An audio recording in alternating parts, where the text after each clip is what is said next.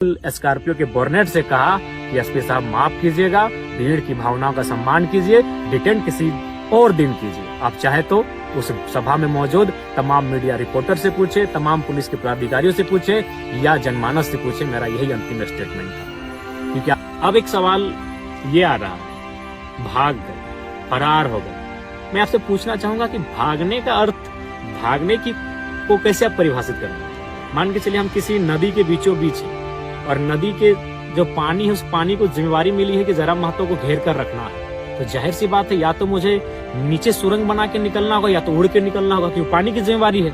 या फिर अगर मुझे साइड से निकलना है, जिस तरफ निकलेंगे, तो पानी को खुद रास्ता देना होगा। बिल्कुल यही बोकारो में जहां मेरी सभा हो रही थी, बिल्कुल चारों तरफ गोलाकार पुलिस खड़ी थी, हाथ से हाथ मिलाकर पुलिस खड़ी थी। आप वीडियो देख लीजिएगा। तो फिर हम कैसे निकलेंगे? जैसी बात, उन्होंने रास्ता दिया है। जी हाँ, उन्होंने ही रास्ता दिया है। मैं स्वयं उस वीडियो को वायरल करूंगा। पुलिस बैक पर आई है और स्कॉर्पियो के बोनट पर बैठकर कोई फरार होता है भाई। अब सवाल है कि मैंने 1 मई नॉमिनेशन में जाने से पूर्व रात को 2-2:30 बजे शमशान घाट में बैठकर मैंने वीडियो 3 बनाया था। एक वीडियो में यह संदेश दिया था कि मुझे पूर्ण आशा है कि मेरा अरेस्टिंग हो जाएगा, अरेस्टिंग होने के बाद फलाना कार्यकारिणी केंद्र अध्यक्ष होंगे। मैंने ये भी उस वीडियो में घोषणा किया था, क्योंकि मुझे भी पूर्ण आशा था कि मुझे डिटेन कर लिया जाएगा। इसीलिए आनंद फानन में 3 सेटों को भरा गया, क्योंकि पूर्ण आशा थी कि डिटेन करेंगे ही करेंगे। लेकिन वहां तक, डीसी चैम्बर से बाहर निकलने तक मैं बहुत उत्सुक था कि मुझे अरेस्ट करें।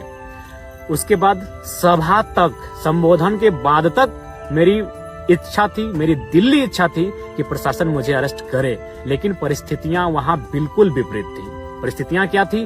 बहुत सारे लोग पेट्रोल लेकर थे कि आत्मदाह कर लेंगे। बहुत सारे लोग हिंसक और उग्र स्वभाव रूप धारण कर चुके थे। वीडियो फुटेज आप देखे होंगे। यानी मैंने इसलिए वहां से निकलना उचित समझा। मैं निकला हूं, फरार नहीं। मैं बार बार कहूंगा, क्योंकि आप मेरा स्टेटमेंट अंतिम क्या था याद होगा कि एसपी साहब माफ कीजिएगा, भीड़ की भावनाओं का सम्मान कीजिए, डिटेन किसी और दिन कीजिए। ये मेरा अंतिम शब्द था। एसपी साहब माफ कीजिएगा, भीड़ की भावनाओं का सम्मान कीजिए, डिटेन किसी और दिन कीजिए। और हम वहां से निकल गए। कि आज हम घर निकलते हैं, बाद में इस विषय पर बात करेंगे। क्यों?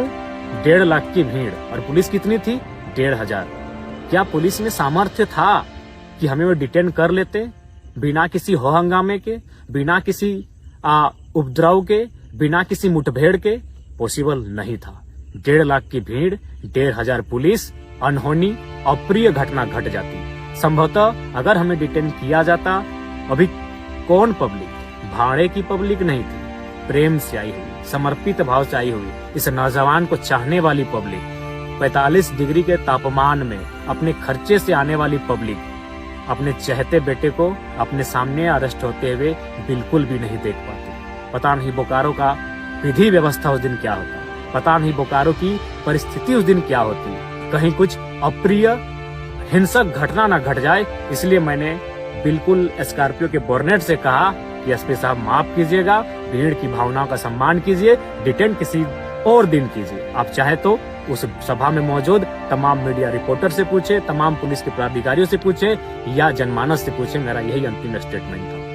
क्योंकि आसान नहीं था भीड़ को नियंत्रण कर पाना, आसान नहीं था मुझे वहां से डिटेन करके ले जाना।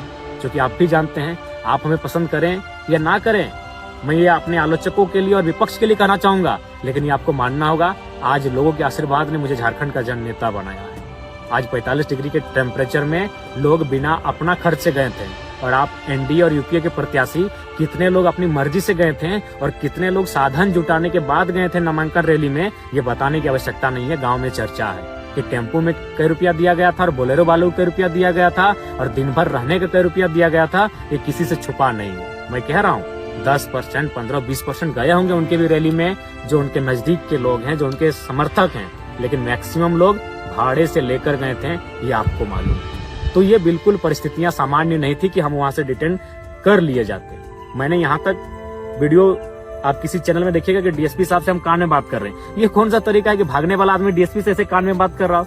हम बोरनेट पर बैठे हैं और डीएसपी साहब बगल में। हम उनको क्या कह रहे थे कान में पता है कि सर या तो पिंडराजोड़ा थाना में हमको डिटेन करने का मौका दीजिए या तो पेटरवार में दीजिए, यहाँ से पॉसिबल ही नहीं कि आप हमको पकड़ के ले जाएंगे। यहाँ उपद्रव हो जाएगा, यहाँ अप्रिय घटना घट जाएगी, क्योंकि पब्लिक का मूवमेंट गजब का है, भावनाओं में भी है, आंखों में आंसू भी है और आंखों में अंगारे भी हैं। और मुझे लगता है बोकारो आज जल जाएगा। इसीलिए विधि व्यवस्था को मेंटेन कीजिए, डिटेन किसी और दिन कीजिए। और बिल्कुल स्कॉर्पियो के बोरनेट से मैं निकला, उसके बाद फिर मैं नीचे बैठा और निकलते रहा। बिल्कुल पुलिस चारों तरफ थी भैया। भागना मतलब कि उड़ के जाते तो भागा मानते, नीचे सुरंग बना के जाते तो भागा मानते। चारों तरफ पुलिस, और वहां से हम कैसे पार होंगे? तो किसी ने हाथ छोड़ा होगा अपना, किसी ने रास्ता दिया होगा। हो सके हमारे चाहने वाले ऊपर पुलिस के लोग होंगे, संभावना है।